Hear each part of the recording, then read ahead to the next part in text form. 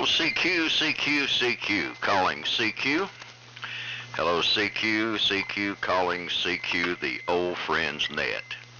This is WA4LLR, Dave in Burnsville, North Carolina, calling CQ, the old friends net. This net meets 3 times weekly on this frequency, Tuesday mornings and Thursday mornings at 9 a.m., Sunday afternoons at 4 p.m. The net is conducted in the amplitude modulation mode and in the round table format. So we'll take a list and get everybody in order and then pass it around. This net's a great place to look for parts and pieces, get information, particularly on vintage equipment.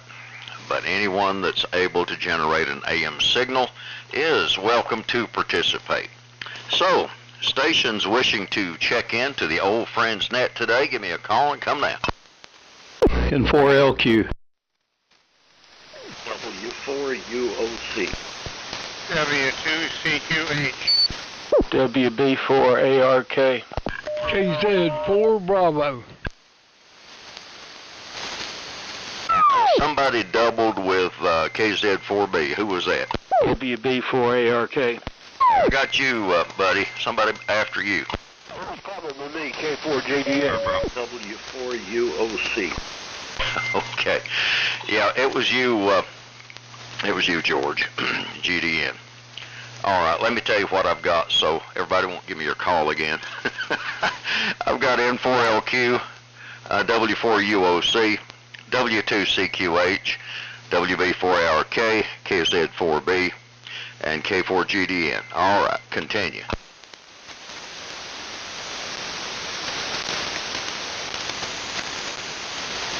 All right, must be somebody else that would like to join.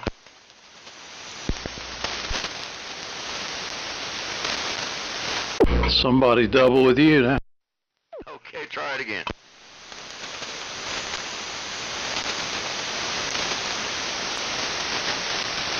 Okay, I'll give it to you again. N4LQ, W4UOC, W2CQH, WB4ARK, KZ4B, K4GDN. Who else do we have?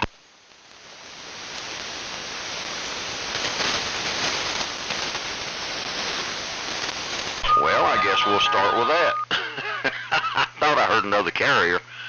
But anyway, short list this morning, but that's good. We got some good folks in here.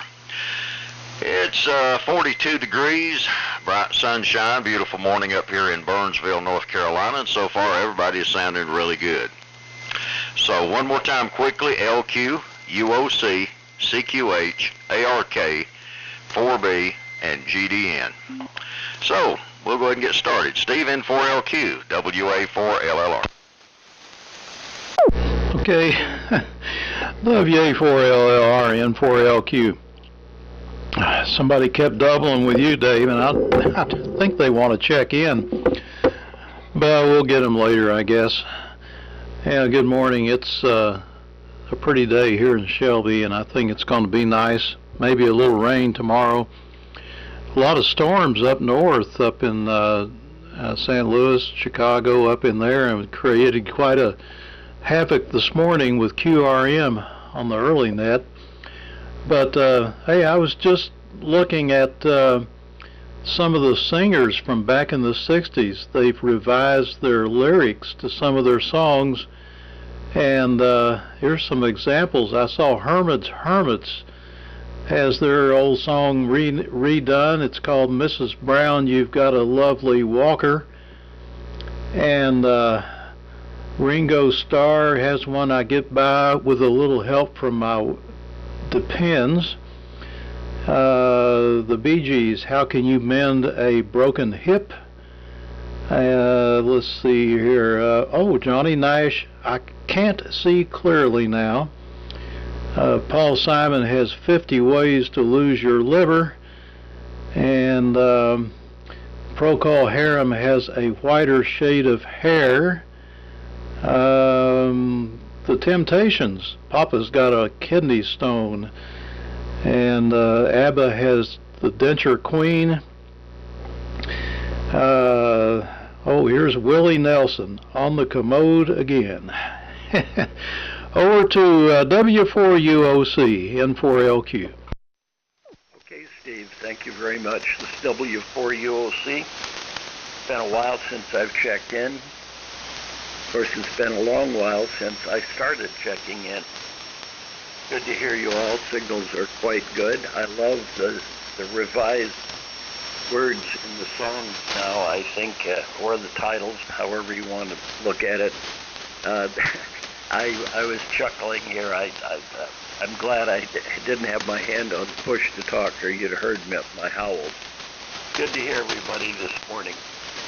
I know you're supposed to say what you're running. My vintage gear is, for the most part, back in the area that I'm building into a shop.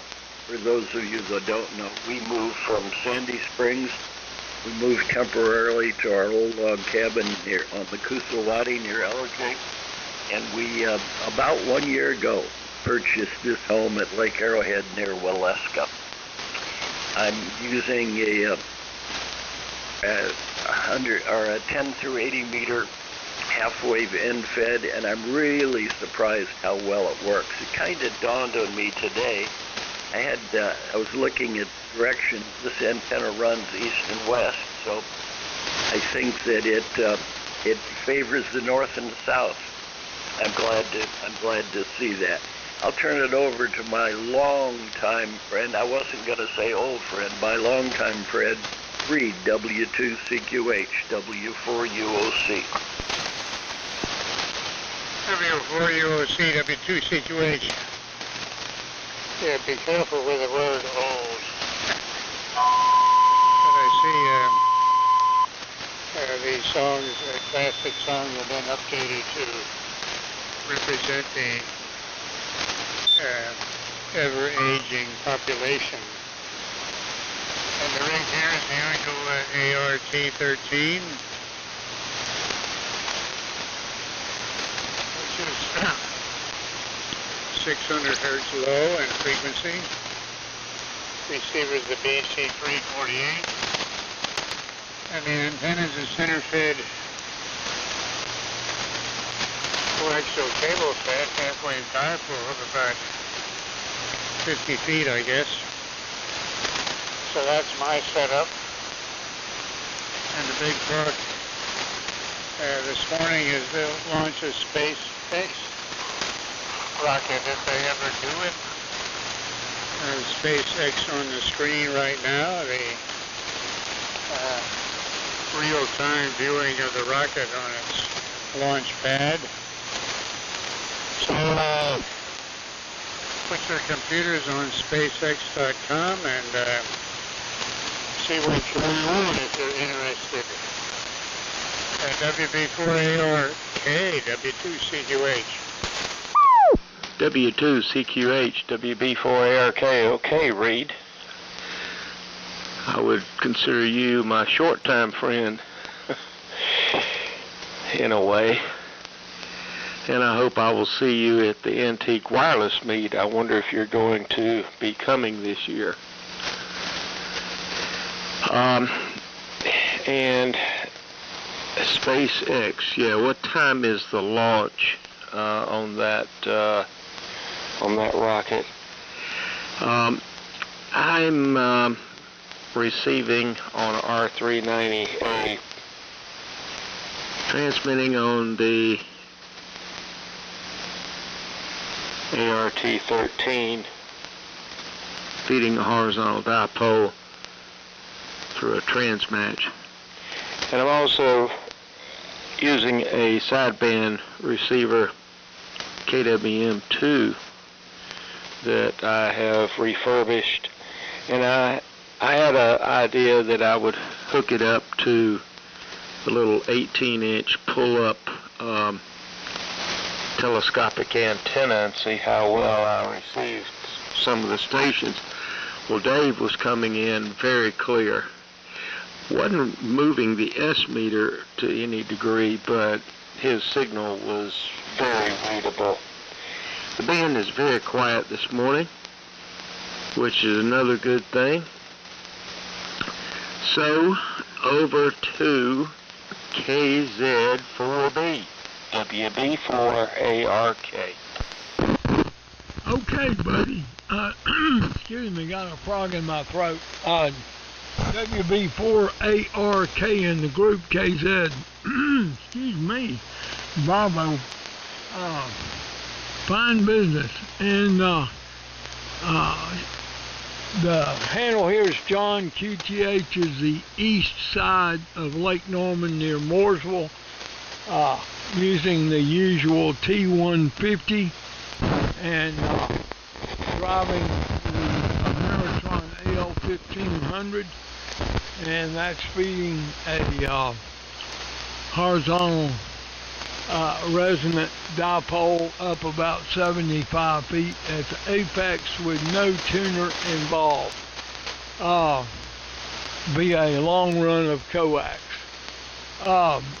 I'm copying Dave, Steve, and Buddy quite well, nice and loud. Reed and UOC are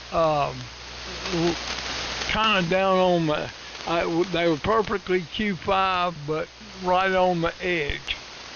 I wanted to comment, Steve, on your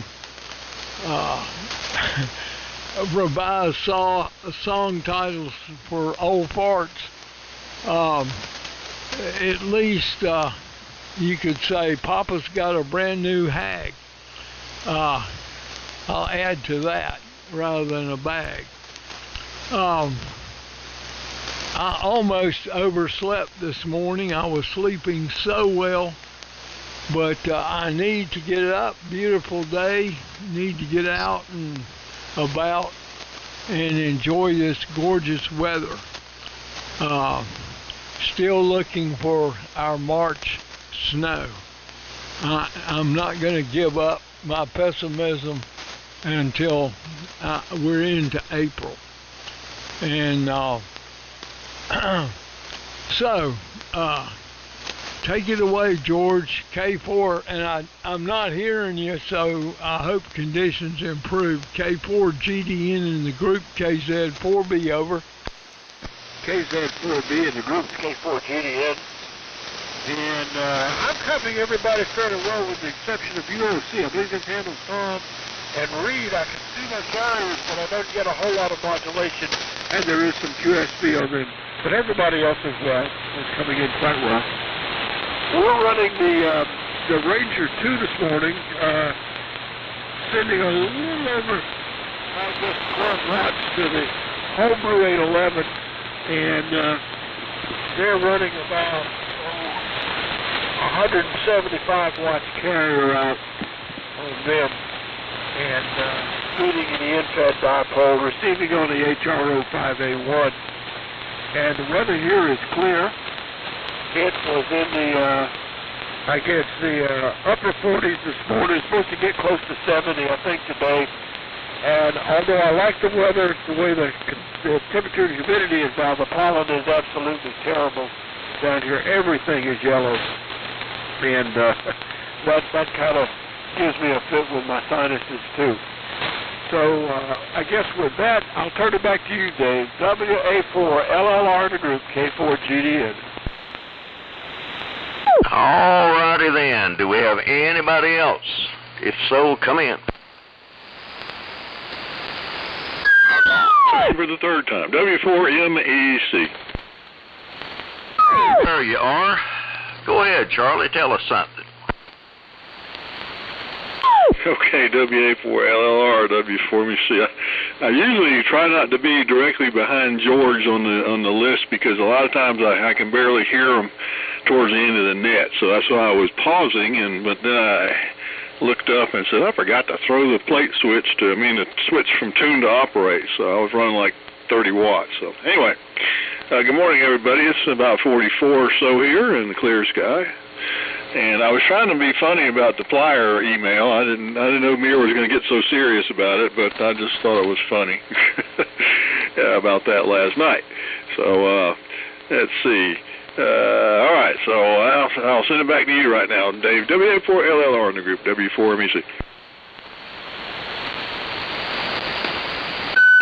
Howdy then. Do we have anybody else?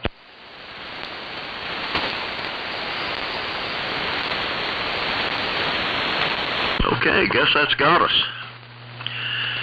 Anyway, let's see.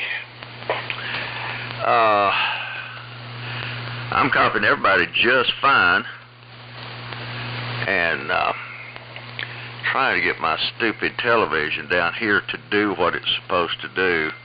And for some reason this morning it thinks its internet connection is just too weak. Alright, evidently we got something going now, I think. The launch is coming up pretty quickly, Reed.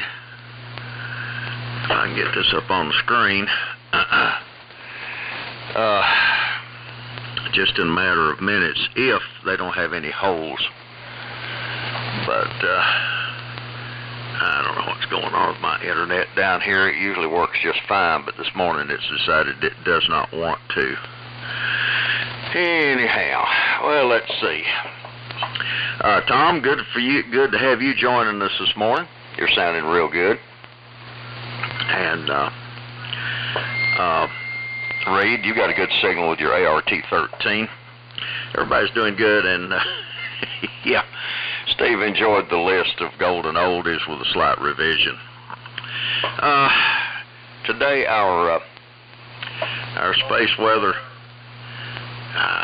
is kind of very calm. Sunspot number is 86, solar flux index is 128, and the K is 2, so it's pretty quiet. A few things from this day in history. On this day in 2004, Vladimir Putin was re-elected. Surprise, surprise. On this day in 2018, Stephen Hawking, English theoretical physicist, passed away.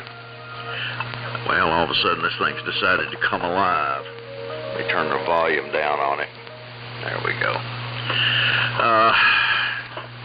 And on this day in 1964, Jack Ruby was found guilty of the murder of Lee Harvey Oswald. On this day in 1951, the United Nations forces recaptured Seoul in the Korean War. On this day in 1899, Ferdinand Graf von Zeppelin received a patent for a navigable balloon, and the first Zeppelin made its flight the following year. On this day in 1863, Karl Marx, that wrote the Communist Manifesto, died at age 86. On this day in 1879, Albert Einstein was born. And on this day in 1864, Casey Jones was born in southeast Missouri. So, that's enough on this day in history. Back down to you, Steve, N4LQ, WA4. WA4LLR, N4LQ. Well, that's a good bunch of information. The Zeppelin had the Zepp antenna hanging down underneath it. It was an end-fed half-wave, and had a quarter wave line to convert it back to a low impedance to keep the high voltage point away from the balloon, which was a good idea.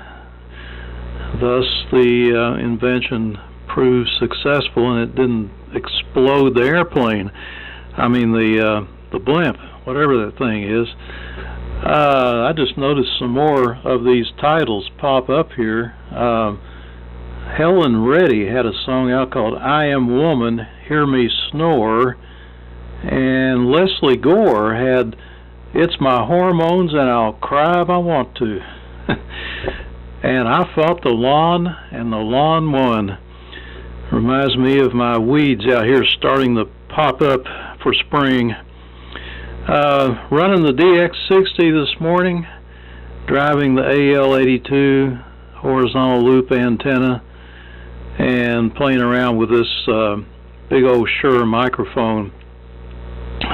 Weighs about 5 pounds, I believe. Thought I'd give it a workout this morning. So let's hear from W4UOC, N4LQ. Okay, Steve, N4LQ, W4UOC. The X60 flash, It brings back a lot of memories. I didn't mention what I'm running. I've got a 50% vintage station. I'm using a 30L1 amplifier, but I'm driving it with a Flex 6400M. It's everything in the box.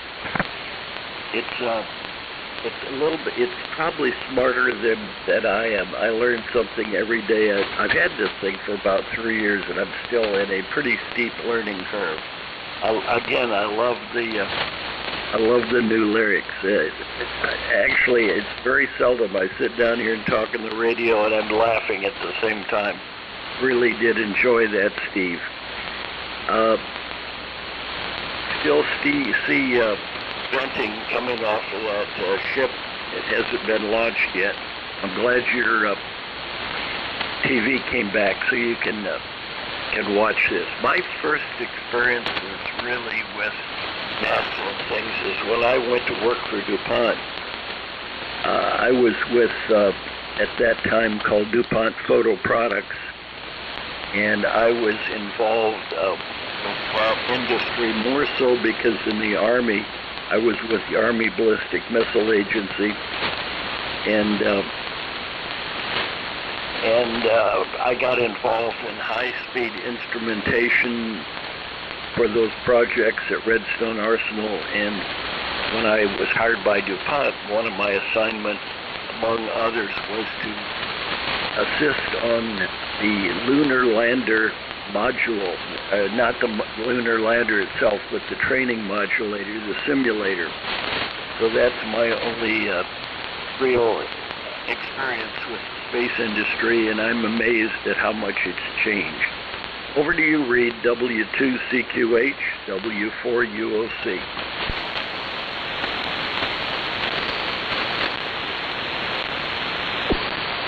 W4UOC, W2CQH. Yeah, SpaceX is still on the pad. And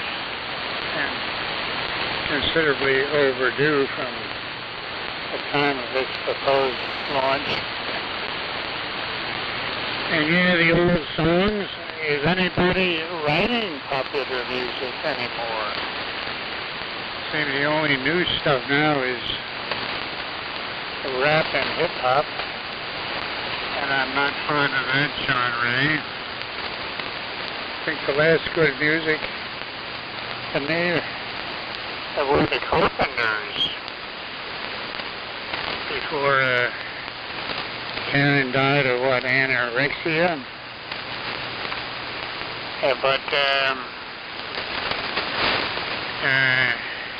Where are the music writers these days? And yeah, the German dirigibles, I once visited their factory over in South Germany by Lake Constance, I think. But one of the dirigibles, the Hindenburg, made it to the United States and caught on fire at Lakehurst, New Jersey, because it was filled with hydrogen. Since we would not sell the Germans helium during the 30s because we feared that these dirigibles would be used as warships. So they sighted the Hindenburg at Lakehurst and its hangar. In fact, the nose cone of the Hindenburg is nailed to one of the walls of the hangar as a souvenir. WB4ARK, W2CQH. CQH, WB4ARK. Okay, Reed. Very good. Interesting about the Hindenburg. Yeah, a lot of stories about what happened and how it happened and so forth. Movies and so forth about it. Wonder which is the most, the truest of the movies. Well, it's a very nice day here today. The sky is clear. Expecting rain tomorrow, however. And looks like I'm about 187 kcs high, according to my frequency counter, if it's correct, which it is probably pretty close.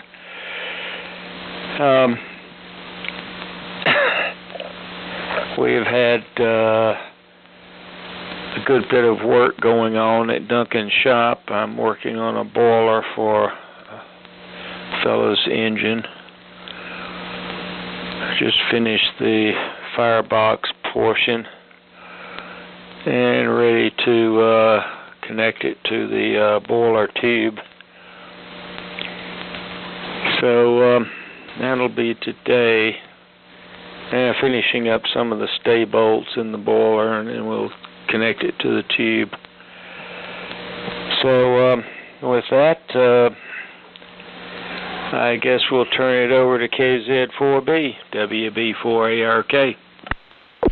Okay, WB4ARK in the group. This is KZ4 Bravo. Very fine, buddy. Booming in as usual. I missed all of Reed's transmission on that go-round and did not miss a word from George. He's coming in perfectly Q5. So I take that to the bank. And buddy, I envy your being able to play with large steam engines. I play with the little ones, but not the big ones. My welding skills are severely limited, to say the least. And speaking of that, and the Hindenburg, I may be telling you what you already know, but due to the fact that we had plenty of oil that we, from our drilled oil wells here in the United States, and whenever you strike oil, you typically get natural gas as a byproduct to some degree. In the old days, they would flare it off. But we collected the gas and separated out the helium for a shielding gas and, of course, for use in balloons. And the Germans, we refused to sell our helium to the Germans between the wars. So they were forced to fill their rigid dirigibles with hydrogen, highly flammable hydrogen, rather than helium. And so that led to the tragedy at Lakehurst, New Jersey, when the Hindenburg blew up and burned. George, you're on the list there. Take it away. K4GDN in the group, KZ4B, over. KZ4B in the group is K4GDN. And the band did seem to change a little bit that time. I copied Tom real well, and that's interesting. He's running the 3001 here. And but Reed dropped out on me. I could see his carrier, but couldn't get too much. And speaking of the 3001, right now I'm running the homebrew 811 lid here, and I only have two 811As in there, and they're real 811As. They're probably 30 years old, but they were pretty much unused when I got them. And I'm only running 1400 volts plate voltage. I'm running about the same current as I was running on my 3001 last Tuesday when I was on, and I'm getting about the same power out, and I'm only at about 94 watts of dissipation with 100 and a little over 175 watts out. And it's kind of amazing, the same drive to the pair of real 811As gets me the same power out as the drive to the 4 Chinese 811s. Now, I will say this. My homebrew 811 is truly grounded grid. The only thing between the grid and ground here, DC ground, is the grid meter. Whereas in the 3001, there's quite a bit of stuff between the grids and ground there as far as DC ground is concerned. So I just kind of amazed. It seems that the pair of military 811A seems to be much more efficient than even 4 of the Chinese ones. So just pass that around and see what you think of that. And Charlie, I copied you fairly well that last time. So with that, I'll pass it on to you. W4MEC in the group, K4GDN. Very good, George. K4GDN, the old friends, W4MEC. Yeah, Lee brought me a Tech amplifier that had 3 811s in it. I forgot the name of it. There's the model number, but it had 3, an odd number, and they were all Chinese tubes, and he ended up getting them from RF Parts. I think they were Taylor tube knockoffs, and of course made in China too. But they were consistent. But the one thing about the 3 Chinese tube is they had holes in the plates, which was weird. Not manufacturing defect. Something had, due to the age of the tube and the use, they were just ate up with punctures in the plates, and it was almost like it had corrosion or something. And that was weird, but set of tubes fixed that, and I think he sold that amp to a fella somewhere around Beaufort, Georgia, because I delivered it.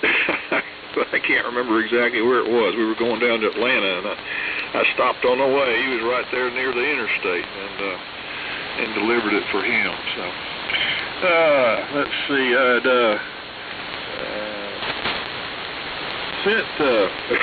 had sent an email to Buddy about a piece of metal I ran into, because I know he's all into metal stuff.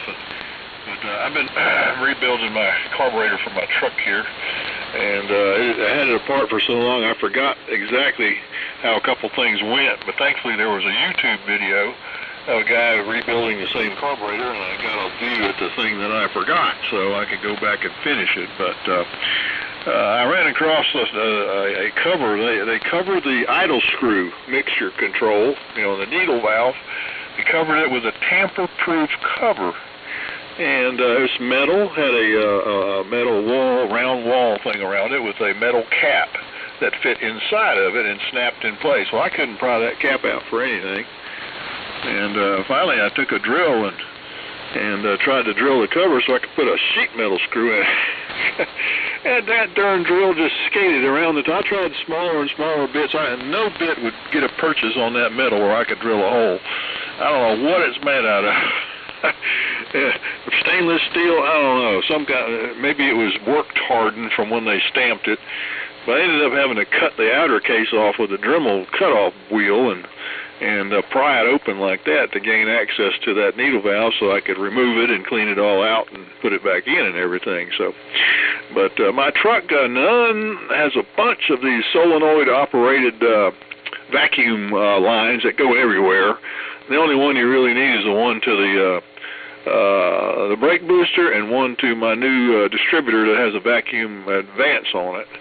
And all the other stuff had to do with whatever, pollution controls, but none of the parts are available. You can't find the solenoids, you can't find the various parts that go to the pollution control at all, and none of them work.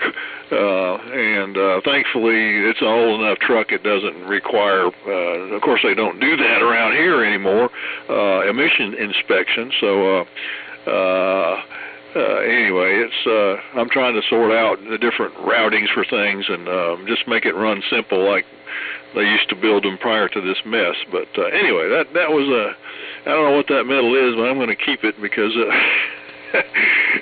it's one tough piece of steel that they put on the cover of that thing, and it's just odd that usually pop metal like that or a stamped piece of metal like that, a drill, even a small one, will make a dent in it. Even my darn, I got a little automatic center punch where you push it and then it snaps, and it didn't put a dent in it either, so it was special.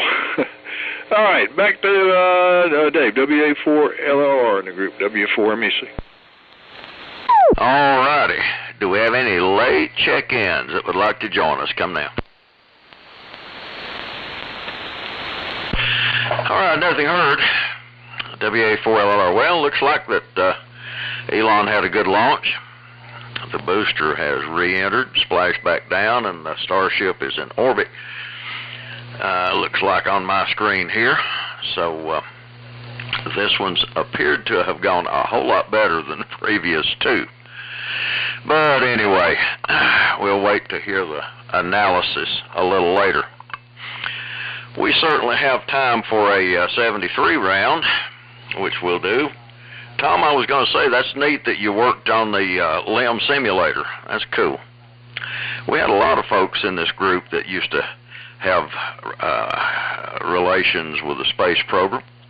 I know Jim, K4DEE, worked on the communication systems for the lander and the command module and so on and so forth. So, a lot of history. All righty, let's go back around at least one more time. N4LQ, WA4LLR. Cool. WA4LLR, N4LQ. I heard that little squawk at the end of your transmission, Dave. Interesting. Charlie, that was a Centaur amplifier. I remember that, and I had one for a while.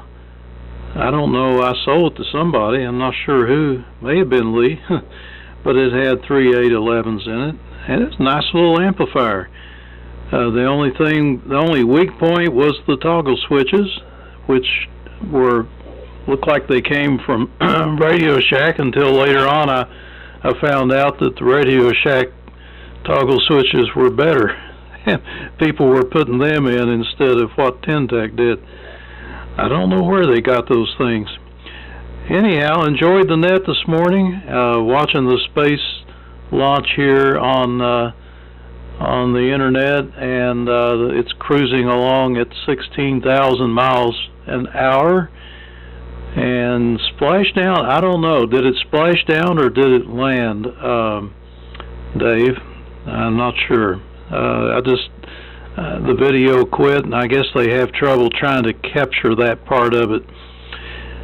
So with that, we're going to go ahead and say our 73s.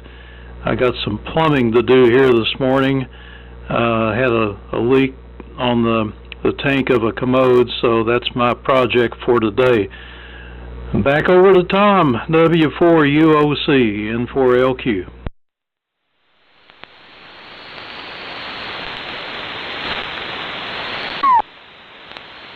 How about it, Tom? You still with us?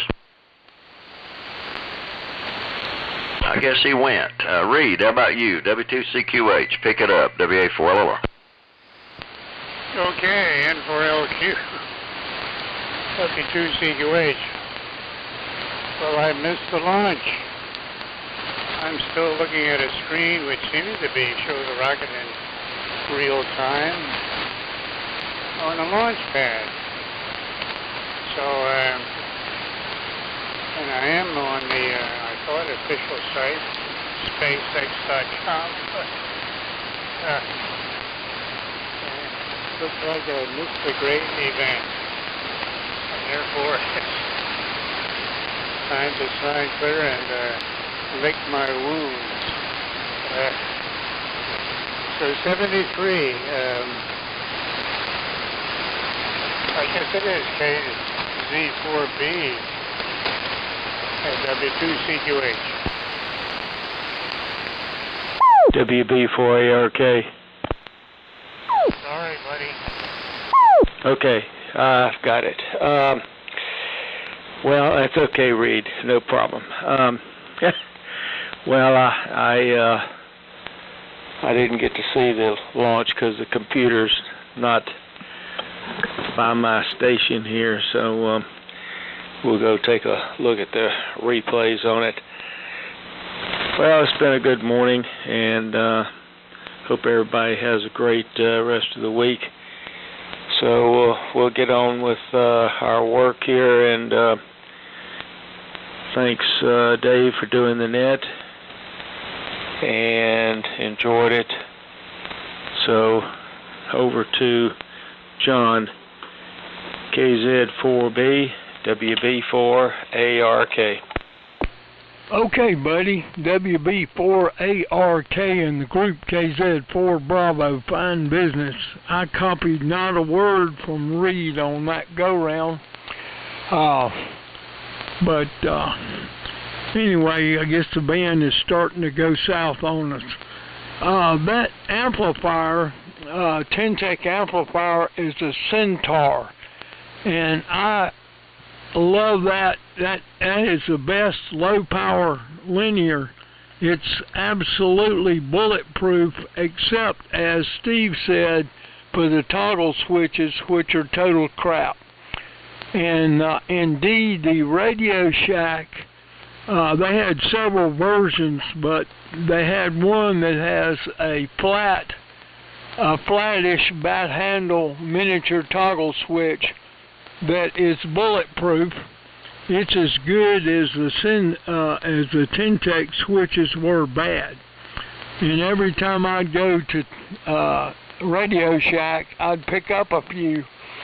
And so that makes that a great amplifier, because the power transformer is very robust, and it has a swamping resistor in the grid circuit, so it does not need to be neutralized. That's the good news. The bad news is it takes a little more drive power than from a 10 grid input, grounded grid linear. But the lack of needing neutralization is worth a whole lot, because the problem with these multiple 811 amplifiers is that they need to be properly neutralized. The 3-tubers are a little less fussy than the 4-tubers, but they will literally blow up from parasitic oscillation. And if you put 572Bs of any kind, since you don't have to worry about the neutralization, you've got a totally bulletproof linear that will give you 600 watts maximum output. A 572B will not give you 1 extra watt, unless you go to a Svetlana that has a amplification factor of 200 rather than the usual 160 of an 811, and that's not really giving you any more power. It just takes less drive. But great little deal once you change out the crappy miniature toggle switches. I like it so much I've got 2 of them, and you can only use one at a time.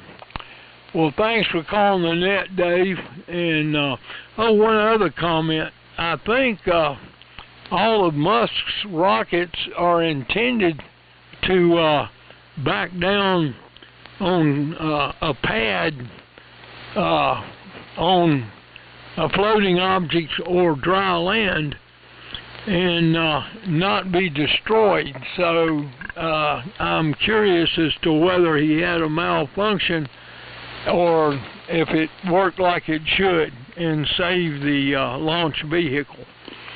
So over to you, George, and so far so good. K4GD in the group, KZ4B clear but listening. KZ4B in the group, K4GD in. And that's interesting about the Ten-Tech amp. I've never had a Ten-Tech amp. I've got a couple other pieces of Ten-Tech equipment. But it's also in the 2 amplifiers here that I got, my homebrew is definitely grounded grid. The grids are at DC ground, whereas in the 3001 they're really not at DC ground. You've got a bunch of stuff between the grids and ground, including that relay. Anyway, be that as it may.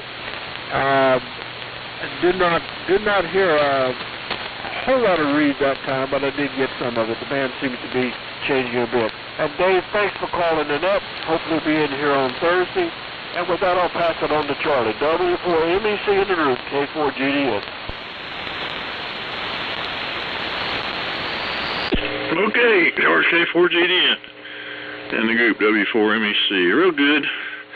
Yeah, I agree with John. That was a pretty bulletproof amp. Pretty simple, too. Laid out well. And didn't have a whole bunch of circuit boards in it like the more modern ones did.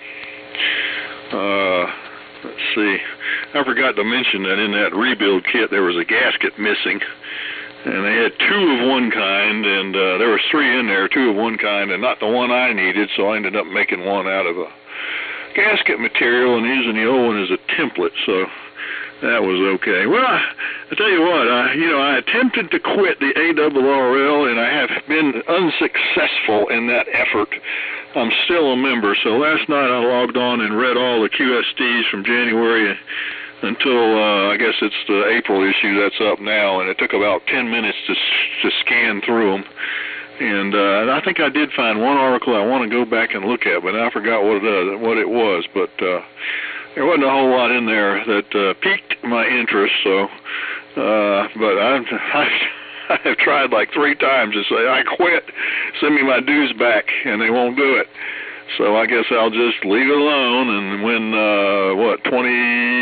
2026 comes along, because I'm a 3-year member, and it dies, I won't renew then. But I guess they won't let you go. So anyway, I think we're on our 73 round, so I will say 73s, and look for you fellows on Sunday, where I should be doing the net. Finally, I'm supposed to be doing it all this month. I missed the first 2, and actually next Sunday is my wedding anniversary, my 45th, but it's also St. Patrick's Day, and my wife and I have learned after 44 years of going to try and celebrate on St. Patrick's Day, we always do it a day ahead, so we're going out to eat on Saturday afternoon, not Sunday afternoon, because St. Patty's Day is not the best day to try and celebrate anything, because everybody else is wearing green and acting like idiots, so we just get around the problem. So good to talk to everyone this morning, and y'all be careful there. 73 WA4LLR in the group, W4MEC. Alrighty, fine business. Let me make a quick, let's see, John, they had said that he was not going to try to land this one. He was just going to sacrifice it in the ocean. But that was my understanding, and that appeared where it was heading before they lost signal on it. So hopefully maybe the next one they'll try a pad landing. That's the one I want to see. That's the thing that really endeared SpaceX to me, was watching those birds come back down on a column of fire. Brought all those sci-fi novels I read as a kid back. Any final comments before we close the net? All right, nothing heard. Everybody have a great day. 7-3, God bless, Lord willing. We'll catch up with you on Sunday. So this is WA4LLR closing out this section.